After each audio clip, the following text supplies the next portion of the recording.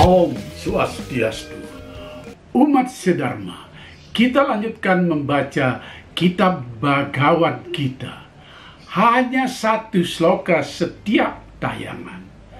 Kali ini saya pilihkan sloka dari percakapan 4 Bhagavad Gita pada sloka yang ke-31.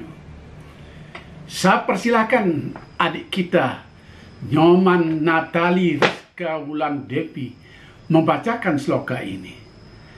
Dia adalah cucu saya yang kini memasuki kelas 3 sekolah menengah pertama di desa Banjar Asem, Seririt, Kabupaten Buleleng. Silakan Rizka. Om Swastiastu.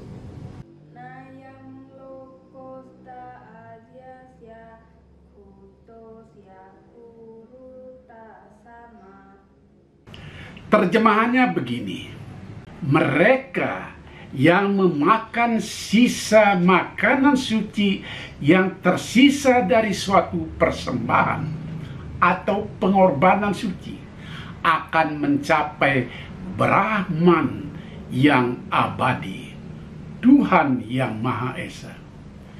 Dunia ini bukan untuk orang yang tidak mau mempersembahkan suatu pengorbanan, apalagi yang lainnya. Oh Arjuna, sloka ini penting diingatkan terus-menerus kepada umat Hindu, khususnya di Bali, karena seringkali ada penyimpangan akibat pemahaman yang kurang atau ada perubahan situasi dan kondisi. Sudah capek-capek membawa sesajen yang penuh dengan buah, jajan, dan sebagainya untuk maturan ke pura. Tetapi selesai menghaturkan sembahyang, bukannya buah atau jajan yang ada di sesajen itu yang dimakan. Umat malah menyerbu warung sate kambing yang banyak di sekitar pura.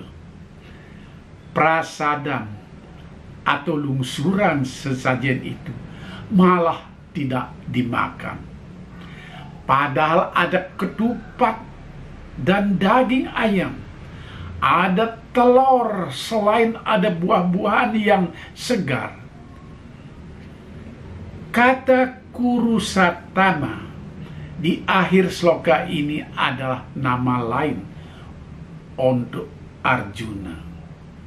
Di sini Krishna sebagai perwujudan Tuhan yang Maha Esa memberikan pesan bagaimana kita mencapai Brahman. Salah satunya adalah melakukan persembahan atau pengorbanan berupa makanan. Dan setelah persembahan itu dihaturkan sisanya yang disebut prasadam. Di Bali disebut lungsuran atau suruda, baru dimakan dan wajib dimakan. Tuhan yang kita yakini tak berwujud dan tak terbayangkan tentulah tidak akan makan persembahan itu. Dan jikapun di sini ada istilah sisa makanan, maka itu tak lain artinya adalah makanan yang sudah diberkahi. Itulah makanan yang utama, makanan yang satwik. Kata sisa ini untuk membedakan dengan kata sukla. Jadi sisa di dalam konteks ini maksudnya setelah dijadikan persembahan. Sedangkan sukla dalam pengertian makanan untuk persembahan adalah makanan yang belum diaturkan kepada Tuhan yang Maha Esa. Jadi keliru sekali kalau ada warung-warung yang menempelkan stiker sukla, padahal sukla itu berkaitan dengan persembahan. Leluhur orang Bali di masa lalu sudah mengingatkan kita, kalau kita melakukan tirta yatra ke pura yang tempatnya jauh, jangan lupa mengaturkan ketipat kelan. Ketipat kelan itu artinya 6 buah ketipat. Di samping ada daksina sebagai lambang dari stana yang widi. Daksina yang didamping ketupat kelan itu dan beberapa jajanan lagi, itulah kemudian disebut sebagai pejati. Apa tujuannya? Selain untuk menyerahkan diri ke hadapan Tuhan, istilah di Bali penyerahan diri itu adalah mepejatian. Sisa persembahan itu yang disebut dengan lungsuran atau surudan dalam bahasa Bali atau prasadam dalam istilah Sanskerta dijadikan makanan utama yang satvik, yang suci. Sekarang ini banyak sekali ketupat kelan yang mendampingi daksina dibuat asal-asalan, hanya simbol saja. Bahkan terkenal dengan istilah ketupat kelan Bali Selatan yang isinya ketipat palsu, tak bisa dimakan, hanya anyaman busung berupa ketipat dimasukin beras yang tidak dimasak seutuhnya. Sementara di Bali Utara masih terbiasa orang membuat ketipat kelan yang betul-betul sisanya, lungsurannya, prasadamnya bisa kita makan. Kenapa ada ketipat palsu? Karena sejak awal pembuatannya sudah diniatkan tidak dimakan sebagai lungsuran. Umat seperti sudah tak memerlukan lagi lungsuran. Karena dagang sate kambing, sate ayam, bakso, beguling berjajar-jajar di Jabapura. Begitu banyak godaan yang ada pada umat. Dan umat pun memang tergoda makan di warung-warung sekitar pura. Bukan makan lungsuran sesajennya. Lalu apa yang terjadi? Ini yang menimbulkan sampah di pura. Karena yang mengaturkan sesajen tadi tak merasa perlu mengambil lungsurannya.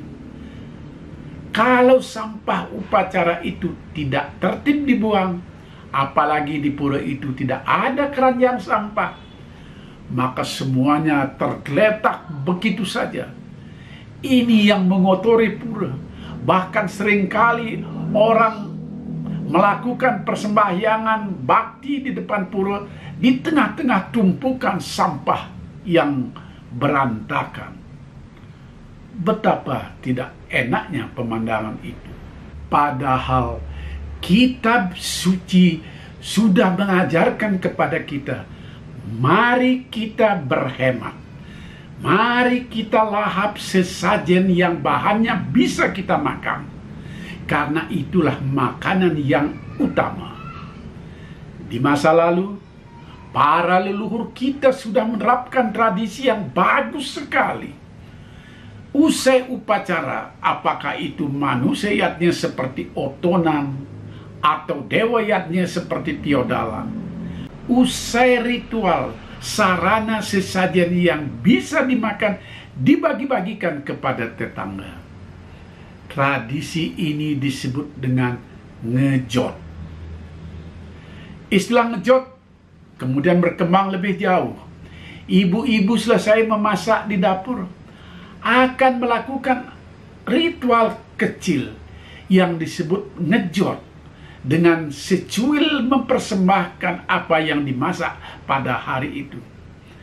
Tidak lain tujuannya adalah sesuai dengan bunyi sloka tadi. Makanlah makanan yang sudah dipersembahkan.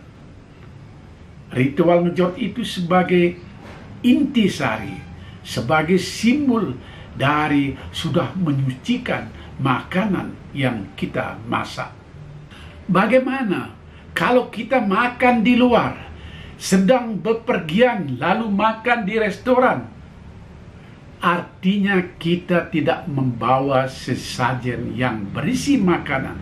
Karena memang kita tidak bertujuan ke pura untuk bersembahyang.